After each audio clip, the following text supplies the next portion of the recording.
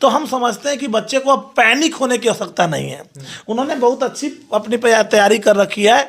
अब उसमें बस अपने समय का एक इस तरह से बंटवारा करें कि उनको इक्वल सभी सब्जेक्ट पे वो अपना एक समय दे पाएँ, और समय देने के साथ साथ वो क्वेश्चंस जो है वो उनका रिवीजन करें। पढ़ना मतलब पढ़ना हाथ गोड़ तोड़ के वही नहीं कि मतलब हम बैठे हुए किताब लेके नहीं, औपचारिकता नहीं होनी चाहिए। तो बच्चों के पास इतना ये बात समझने की आवश्यकता है कि थोड़ा भी लेवल पे अगर बच्चा काम कर रहा है, अगर थोड़ा सा अपने आप को कंसंट्रेट कर ले रहा है, थोड़ा सा अपने ज्ञानेंद्रियों पे एकाग्रचित होकर उस पर कमांड कर रहा है, तो हम समझते हैं कि उनको बहुत अच्छा रिजल्ट मिलने वाला है। और अभी उनके पास समय है, सही से अगर रिवीजन पे अगर ध्यान देंगे, फोकस करेंगे, तो उनको उसका आउटपुट मिलेगा ही। नमस्कार, मैं हूं सिंह आदर्श। फरवरी महीने में बिहार में अहम परीक्षा होना है। बिहार नहीं, पूरे देश भर में, चूंकि सीबीएसई का भी परीक्षा होना है मिड फरवरी से 15 फरवरी से, और 1 फरवरी से बिहार बोर्ड इंटरमीडिएट का परीक्षा होना है। अब जब परीक्षा का समय आता है तो विद्यार्थियों के लिए एक ये बहुत गोल्डन पीरियड भी होता है, बहुत डर वाला माहौल भी होता है कि भाई कैसे तैयारी करें। जो उस समय टेंशन का माहौल होता है, जो डिप्रेशन होता है, एग्ज़ाम का जो डर होता है, वो बच्चों पर हावी हो जाता है। तो इस टेंशन, इस डर से कैसे मुक्ति पाए। उसके अलावा बिहार बोर्ड में पैटर्न जो नया आया है उसको लेकर बच्चों में काफ़ी कन्फ्यूजन है। तो उन सब मुद्दों पर बातचीत करने के लिए हमारे साथ पटना के केमिस्ट्री के प्रख्यात टीचर रंजन सर है। सर, सबसे पहले तो स्वागत है और बधाई भी, चूँकि अब सिलेबस जहाँ तक बात होता है ख़त्म करने का, बहुत लोग नहीं कर पाते हैं, बहुत झोल है पटना के कोचिंगों में, आपने ख़त्म कर दिया है। हाँ, बहुत बहुत धन्यवाद आदर्श जी। देखिए क्या है कि जब बच्चे एग्ज़ाम दे रहे होते हैं, एग्ज़ाम के लिए प्रिपेयर कर रहे होते हैं, तो वो कहिए तो उनके लिए महापर्व वही है। तो बच्चों को वहाँ तक पहुँचाने का जो दायित्व है वो एक टीचर को जाता है। तो और हम लोग क्योंकि ये अब इस पढ़ाने के करीब में विगत 16 सालों से हम लोग पढ़ा रहे हैं, तो बच्चों के इन आस्था को अच्छी तरह से हम समझते हैं। तो हमने ये पहली बार नहीं है, हर साल हम लोग इस आसपास ही हम लोग सिलेबस को ख़त्म करते आए हैं। प्रायः जो सिलेबस था वो 25 दिसंबर से 28 दिसंबर तक हर साल ख़त्म होता था, क्योंकि दोनों बोर्ड ने, बिहार बोर्ड और सीबीएसई दोनों बोर्ड ने एग्ज़ाम को थोड़ा सा और पहले बैक किया है, और फैब में ही एग्ज़ाम है। इस कारण से उसको देखते हुए हम लोग 12 दिसंबर को ही सिलेबस मतलब 12th का हम लोग फिनिश कर दिए हैं। इस कारण कि बच्चे अब उस लेवल पे पहुंच जाएं कि वो अब आगे काम कर सकें और अपनी गलतियों को वो सुधार सकें और उसके ऊपर अपने प्रिपरेशन में और पैनापन दे सकें। बाकी मुद्दा पढ़ाएंगे, लेकिन उससे पहले एक सवाल, चूँकि जो बच्चे यहाँ से अब सिलेबस ख़त्म करके जा चुके हैं अपने अपने घर या जहाँ भी तैयारी कर रहे हैं, अगर उनको रंजन सर की ज़रूरत होगी तो वो कैसे कांटेक्ट करेंगे? देखिए, एक बात सिंपल समझिए कि अभी भी जो बच्चे हमारे पढ़ रहे थे, जो जिनका सिलेबस ख़त्म हो गया था, उनको हम लोग अलग से एक रिवीजन का कोर्स दे रहे हैं। तो वो जो कोर्स हम लोग रिवीजन का दे रहे हैं, उसमें बच्चों को दिया गया कि कोई भी अगर एक बैच दे दिया गया है, उसमें वो बच्चे आके ऑफलाइन मोड में भी क्लास में आके बैठ सकते हैं, और जो घर पे हैं उनके लिए भी वही क्लास को क्या किया गया है कि वो मतलब ऑनलाइन फॉर्म में उसको स्ट्रीम कर दिया जाएगा, और बच्चे वहाँ घर पे भी बैठ के उसका रिवीजन वो कर पाएंगे अच्छी तरह से। रिवीजन में मतलब हमने जो क्वेश्चंस का जो मूल्यांकन किया है, उसमें जितने भी इम्पोर्टेंट क्वेश्चंस हैं वो हम लोग अलग से एक्सट्रैक्ट करके, ऑब्जेक्टिव हो गया, छोटे शॉर्ट टाइप क्वेश्चंस होंगे, लॉन्ग टाइप क्वेश्चंस होंगे, सब क्वेश्चंस को हमने इम्पोर्टेंट क्वेश्चंस को समराइज करके निकाल के, और उसको हम लोग एक प्लेटफॉर्म, एक टाइम टेबल देके, और उसमें हम लोग डिस्कस करने का प्रयास करेंगे, रिवीजन कराने का। और ये काम हमारे YouTube channel Ranjan Singh chemistry classes पे भी होगा। तो बच्चे जो लोग भी हमारे इस वीडियो को देख रहे होंगे वो इस चैनल को सब्सक्राइब करके रखेंगे। सारे नोटिफिकेशंस जो हैं उनको यहीं के थ्रू उनको मिल जाएगा, उस पर इंफॉर्मेशन जाएगा कि किस दिन से, मान के चलिए कि लगभग हम लोग फर्स्ट वीक ऑफ जैन के आसपास से हम लोग इसको देने का प्रयास करेंगे, जिसमें लगभग 10-12 क्लासेस होंगे, जिसमें पूरे सिलेबस को कंपाइल करते हुए कह सकते हैं कि वो एटम बम की तरह जो चलता है वो शॉर्ट पैकेज में रहेगा जो बड़ा धमाका करेगा बच्चों के लिए, और बच्चे उसका फ़ायदा अगर उठा पाएंगे, थोड़ा सा मेहनत करेंगे, तो हम आशा करते हैं कि उनको अच्छा परिणाम मिलेगा। ये तो सिलेबस की बात हो गई सर। अब पैटर्न को लेकर बड़ा कन्फ्यूजन है बिहार बोर्ड में जो परीक्षा होने वाली है, तो क्या पैटर्न रहेगा इस बार केमिस्ट्री में? देखिए, पैटर्न जो पिछले 2022 में जो पैटर्न था, उसी पैटर्न को रिपीट किया जा रहा है। आप ऐसे समझिए कि दो खंड में डिवाइड किया गया है, 2 पार्ट्स होंगे क्वेश्चंस के। एक जो होगा वो ऑब्जेक्टिव टाइप है, जिसको वस्तुनिष्ठ टाइप के क्वेश्चंस होंगे। खंड अ और खंड ब, 2 खंड में डिवाइड किया गया है, और मतलब ए और बी जिसको हम लोग कह रहे हैं। जिसमें से पहला जो खंड है उसमें जो क्वेश्चंस हैं उनमें क्वेश्चंस की संख्या 70 होगी, और सेकेंड वाला जो खंड होगा उसमें क्वेश्चन की जो संख्या होगी वो 20+6 मतलब वो 26 क्वेश्चंस होंगी। ठीक है।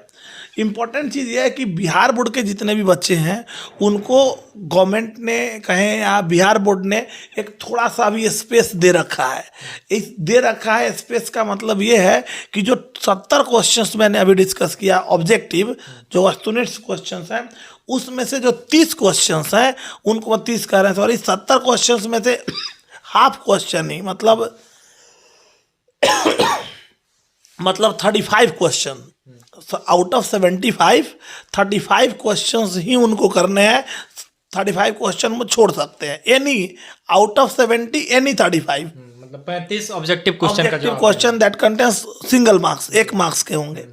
उसके बाद जो 20 क्वेश्चंस जो लघुत्तरीय होंगे मतलब शॉर्ट टाइप क्वेश्चंस होंगे वो 2 मार्क्स कंटेन करेंगे, जिसमें से आउट ऑफ 20 क्वेश्चंस केवल 10 क्वेश्चन को ही बच्चे को जवाब देना है। और रही बात लॉन्ग की दीर्घोत्तरीय क्वेश्चंस की, तो लॉन्ग क्वेश्चंस में टोटल 6 क्वेश्चंस होंगे, उसमें से किसी 3 क्वेश्चन का जवाब देना है बच्चों को। तो बच्चों के पास इतना ये बात समझने की आवश्यकता है कि थोड़ा भी लेवल पे अगर बच्चा काम कर रहा है, अगर थोड़ा सा अपने आप को कंसंट्रेट कर ले रहा है, थोड़ा सा अपने ज्ञानेंद्रियों पे एकाग्रचित होकर उस पर कमांड कर रहा है, तो हम समझते हैं कि उनको बहुत अच्छा रिजल्ट मिलने वाला है। और अभी उनके पास समय है, सही से अगर रिवीजन पे अगर ध्यान देंगे, फोकस करेंगे, तो उनको उसका आउटपुट मिलेगा ही। एग्ज़ाम अगर देखा जाए पहले जो बिहार बोर्ड का एग्ज़ाम होता है उससे तो आसान हो गया है पैटर्न के हिसाब से, फिर भी डर रहता है, एग्ज़ाम का जो फियर है वो बच्चों में रह जाता है, तो इससे कैसे बचे बच्चे? देखिए, जैसा कि हम बताएं कि देखिए ये उनके लिए महापर्व है, तो स्वाभाविक है अगर आप पर्व में जाते हैं तो उसमें आपको अच्छा से अच्छा करके दिखाना होता है। तो उस दिखाने के लिए बच्चों को तो वो एक एग्जामोफोबिया से तो गुजरेंगे ही, वो हक बनता है। हम लोग भी पढ़ते थे तो ऐसी धारणाएं थी, हम लोग भी प्रॉब्लम मतलब इस चीज़ को झेले हैं। और उत्सुकता होती है अंदर से, एक क्यूरियोसिटी जो होती है ना एग्ज़ाम के लिए, वो कहीं ना कहीं आपके एग्ज़ाम में और पैनापन देने का काम करता है। तो अभी हमारा एकदम सिंपल बच्चों के साथ ये सजेशन रहता है कि आपने पास्ट में क्या पढ़ा है नहीं पढ़ा है उस पर ज़्यादा फोकस ना करें। आपने जितनी भी तैयारी अपनी करी है उनको आप सिंक्रनाइज करें, अब उनको शॉर्ट फॉर्म में ले जाएं, और उसके ऊपर आप समय देके आप उसके ऊपर केवल काम करना शुरू करें। अब आपका रिवीजन का काम होना चाहिए, ना कि अब आज के डेट में आज जो चैप्टर्स हैं, जो फिनिश चैप्टर्स हैं, आपने नहीं पढ़ा है उनके ऊपर आप काम करने जाएंगे तो कहीं ना कहीं आप डिमोटिवेटेड होंगे। तो आपका पहला चीज़ होना चाहिए, सब चैप्टर जितने भी हमारे चैप्टर्स हैं उनका चयन करें आप, जो आप पढ़ चुके हैं, और उन पे आप अपना फोकस करें। और जिन चैप्टर्स को आप नहीं पढ़ पाए हैं तो कोशिश करें उनके क्वेश्चंस जो आए पढ़े क्वेश्चंस हैं प्रीवियस ईयर पेपर्स, उनके ऊपर भी आप काम करने का प्रयास करें। उन क्वेश्चंस को ही लेके अगर आप काम कर लेते हैं तो आपको उसका अच्छा बेनिफिट मिलने वाला है। और रही बात क्वेश्चंस की, तो क्वेश्चंस हम लोग भी हमारे यूट्यूब चैनल जैसा कि हमने बोला उस पर भी हमारा जाने वाला है। क्लास के जो बच्चे हैं उनको भी दिए जाते हैं। हमारे Telegram channel Ranjan Singh chemistry classes है, वहाँ पर भी क्वेश्चन जाएगा। तो जो बच्चे क्वेश्चंस के की उत्सुकता जो उनको रख रहे हैं, वो लगे कि हाँ हमको क्वेश्चंस और अच्छे से करना है, उस पर और काम करना है, तो उसके लिए वो मतलब हमारे उस चैनल्स पे भी जाके वहाँ से वो क्वेश्चंस गैदर कर पाएंगे फर्स्ट वीक ऑफ जैन के आसपास से। तो हम समझते हैं कि बच्चे को अब पैनिक होने की आवश्यकता नहीं है। उन्होंने बहुत अच्छी अपनी तैयारी कर रखी है, अब उसमें बस अपने समय का एक इस तरह से बंटवारा करें कि उनको इक्वल सभी सब्जेक्ट पे वो अपना एक समय दे पाएँ, और समय देने के साथ साथ वो क्वेश्चंस जो है वो उनका रिवीजन करें। एक इम्पॉर्टेंट पॉइंट और है कि बच्चों को लिखने का आदत, ये इम्पोर्टेंट है। जो बच्चे जो है क्वेश्चन ज़्यादातर जब आप प्रिपरेशन कर रहे होते हैं तो बहुत सारे बच्चे ऐसे भी होते हैं जो मेडिकल इंजीनियरिंग का भी तैयारी करते हैं, तो उन केसेस में वो ज़्यादातर ऑब्जेक्टिव क्वेश्चंस के आसपास ही रहते हैं। सब्जेक्टिव क्वेश्चंस में भी वो न्यूमेरिकल क्वेश्चंस बनाते हैं, लेकिन थ्योरेटिकल क्वेश्चंस को लिखने का आदत उनको नहीं होता है, स्पीड में भी फंस जाते स्पीड में फंस जाते हैं। तो ये कहीं ना कहीं थोड़ा सा बच्चों को अपने ऊपर काम करने की आवश्यकता है, और उसके लिए कुछ मॉडल सेट क्वेश्चंस मिले, उनको घर पे बैठ के रिपीट करने का, रिवाइज करने का प्रयास करें, और एक ऐसा तैयार करें मोड अपना, कम से कम 2-3 सेट क्वेश्चंस का जो है 3 घंटे 15 मिनट का जो समय उनको मिल रहा है, उसमें घर पे मौखिक रूप से, इसको नहीं देखते हैं कि आप जहाँ पे कहीं पे भी अगर सेना का अगर तैयारी होता है तो मॉक ड्रिल करता है, तो बच्चों को भी मॉक ड्रिल करने की आवश्यकता है। बच्चे जब मॉक ड्रिल करेंगे, अपना प्रैक्टिस करके रखेंगे, तो उनका जो अंदर का जो मतलब अपना जो कॉन्फिडेंस है वो 7वें आसमान पे होगा। और अगर अच्छे से बच्चा रखता है तो उसको मतलब फर्स्ट डिवीज़न का डिस्टिंक्शन से भी कोई नहीं रोक सकता है। ज़्यादा कुछ नहीं करना है, आसपास रहना है, सब्जेक्ट को रिवाइज करना है, लिखने का आदत डालना है, मेमोराइज करने के लिए सिंक्रोनाइज किए हुए कंटेंट्स का बार बार रिपीटेशन करना है, और जो प्रीवियस ईयर पेपर्स के जो आए हुए क्वेश्चंस हैं उनके ऊपर अपनी एकाग्रचित्ता बना के रखनी है। अगर ये बच्चा इतना करता है तो उसको डिस्टिंक्शन तक पहुंचने से कोई नहीं रोकेगा।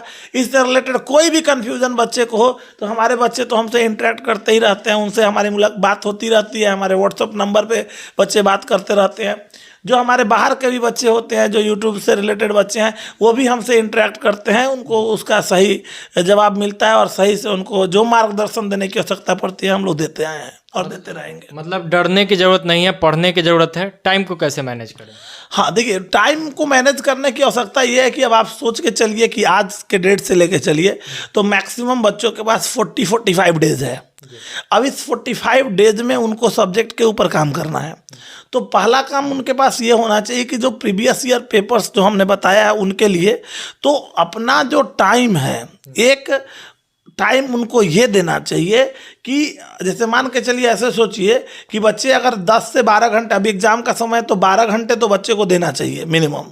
मान के चलिए 12 घंटा मिनिमम पढ़ना, मतलब पढ़ना हाथ गोड़ तोड़ के वही नहीं कि मतलब हम बैठे हुए किताब लेके नहीं, औपचारिकता नहीं होनी चाहिए। बस 12 घंटा अपना कंसंट्रेशन लेवल बना के बैठना है, जिसमें से वो क्या करे बच्चा कि 3-3 घंटे को चारों सब्जेक्ट में वो डिवाइड कर दे, और उसमें वो क्या करे कि उसमें अपने पहला घंटा जो है वो अपना एक डिसाइड कर ले कि आज मैं 2 चैप्टर को रिवाइज करूंगा, और 2 चैप्टर को अपने कॉपी से 2 से 3 चैप्टर को अपने मान के चलिए कि 45 डेज है, तो 45 डेज को भी छोड़ दीजिए, चलिए हम मान लेते हैं कि 30 डेज है या 35 डेज है। सब चैप्टर्स मैक्सिमम एक सब्जेक्ट में 35 चैप्टर्स होंगे, तो वो एक दिन में 2 से 3 चैप्टर को डिवाइड कर ले। 3 चैप्टर को पढ़ा हुआ है ही उसको रिवीजन कर ले, तो 3 घंटे में वो 1 घंटा का काम जो है 1 से 1.5 घंटे वो रिवीजन के लिए रखे, और उसमें से सेल्फ पिक्ड क्वेश्चंस है वो उठा के वो अपने से सेल्फ पिक करे, और उस 1.5 से 2 घंटे में 10 क्वेश्चन अपने से लिखने का बच्चा प्रयास करे। फिर ये सब्जेक्ट छोड़ के अगले में जाए, फिर अगले में जाए, और इतना करने के बाद, मतलब ये मैक्सिमम होना चाहिए।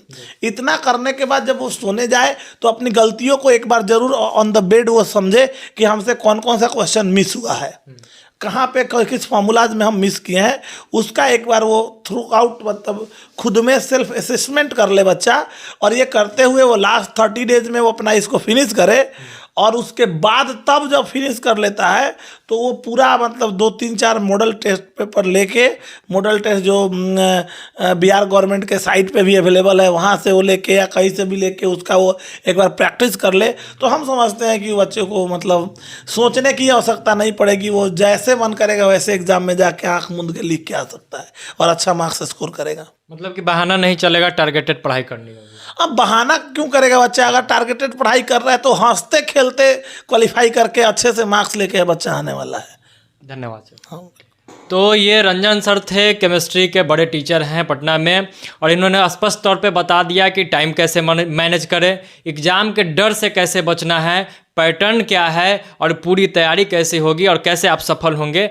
आगे भी इनसे बातचीत होते रहेगा, अलग अलग बोर्ड्स के लिए भी इनसे बात होगी। उसके अलावा जब एग्ज़ाम करीब आएगा तो कुछ सवालों पर भी बात होगा कि कौन सा इंपॉर्टेंट सवाल इस बार आपको परीक्षा में बेहतर मार्क्स दिलाने में मदद कर सकता है। रंजन सिंह केमिस्ट्री क्लासेस का यूट्यूब पे चैनल भी है, उस पर भी लगातार सर अपडेट देते रहेंगे, तो उससे भी जुड़िए।